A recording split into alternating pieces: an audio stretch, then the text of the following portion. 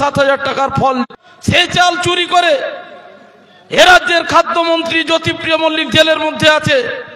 তারপর যে ভয় দেখাতো প্রত্যেকটি নির্বাচনের সময় চরম চরম গুড় বাতাসা নকুলদানার ফরমান দিত। অনুব্রত মণ্ডল গরু পাচার কয়লা পাচারে অভিযুক্ত হয়ে মেয়েকে নিয়ে 2 বছর তিহার জেলে বন্দী ছিল। এই ঘটনাটা কোনো গল্প বলছি না, এ ঘটনাটা সত্য। এ ঘটনাটা সত্য। প্রত্যেক দিন গ্রামের গরিব মানুষ, পূর্ব মেদিনীপুর জেলার ইটভাটার শ্রমিক আরজুনা বিবিকে ঘর চাইতে গিয়ে বিডিও অফিসে পুলিশের হাতে মার খেতে হয়, কিন্তু গরিব মানুষের ঘর নেই। তৃণমূলের পঞ্চায়েত মেম্বারকে যে 20,000 টাকা দেয়, দোতলা পাকার বাড়ির মালিক, সে আবাস যোজনার ঘর পায়। প্রকৃত গরিব যিনি বৃদ্ধ ভাতা পাওয়ার কথা, সে ভাতা পাচ্ছে না। যার ভাতা পাওয়ার কথা নয় সে ভাতা পাচ্ছে, যার ঘর পাওয়ার কথা নয় সে ঘর পাচ্ছে। আমার বিধবা মা, আমার প্রতিবন্ধী ভাই ভাতা থেকে বঞ্চিত হচ্ছে প্রত্যেক দিন। আমার আপনার ছেলে মেয়ের চাকরি নেই। আমরা যারা ডিওয়াইফাই করি, নবান্ন অভিযান করেছিলাম, কমরেড মহিদুল ইসলাম মিদ্দাকে এই নবান্ন অভিযানে শহীদের মৃত্যুবরণ করতে হয়েছে। প্রতিদিন রক্ত ঝরছে। গত বছর আমরা ইনসাফ যাত্রা করেছিলাম, দার্জিলিং থেকে শুরু হয়েছিল।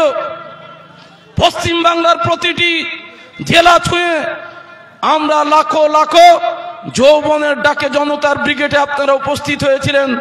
আমরা বার্তা দিয়েছিলাম, কেন্দ্রের যে বিজেপি সরকার, জনবিরোধী সরকার, আসলে যুব, মহিলা, ছাত্র, কৃষক, শ্রমিক, ক্ষেত মজুর এরা কারো পক্ষে না, এরা আদানি আম্বানিদের পক্ষে।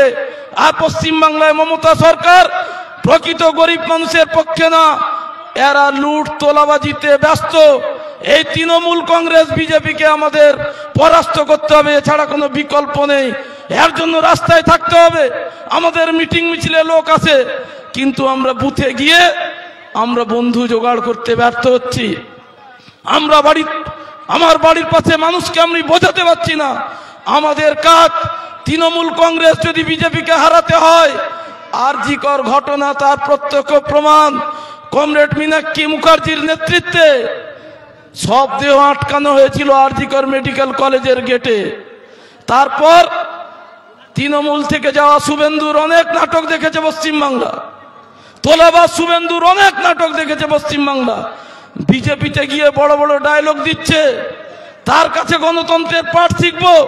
নন্দীগ্রাম খেজুরি কিভাবে চুরমার করেছে, পূর্ব মেদিনীপুর জেলার বামপন্থী কর্মীদের কিভাবে আক্রান্ত করেছে, শুভেন্দুর কাছে আমাদের পাঠ নিতে হবে। আমি বলছি, শুভেন্দুর কাছে বিজেপির নেতারাও নেই। ওই 30 জন সিকিউরিটি ছাড়া শুভেন্দুর পাশে আর কেউ থাকবে না। তার অবস্থা হবে খুবই খারাপ। আমরা এই সমাবেশ থেকে বলতে চাই, আমাদের একত্রিত করতে হবে মানুষকে। আরজিকর মেডিকেল কলেজে সারা রাজ্য জুড়ে উই ওয়ান্ট জাস্টিস, বিচার চেয়েছিলাম আমরা। রাজ্যের সাধারণ মানুষ, মায়েরা, বোনেরা রাত জেগে প্রতিবাদ কর্মসূচি গ্রহণ করেছিল। টালা থানার ওসি অভিজিৎ বাবু, আরজিকর মেডিকেল কলেজের প্রিন্সিপাল ছিলেন সন্দীপ ঘোষ, যারা জড়িত অভিযুক্ত 90 দিনের মাথায় নাকি সিবিআই চার্জশিট দিতে পারেনি, তাই জামিন পেয়ে গেল।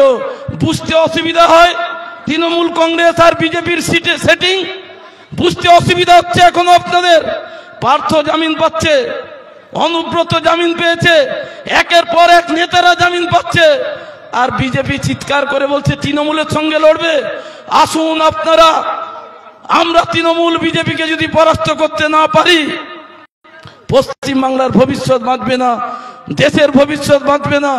আমি আশা করব আপনারা আমাদের সঙ্গে থাকবেন, পাশে থাকবেন।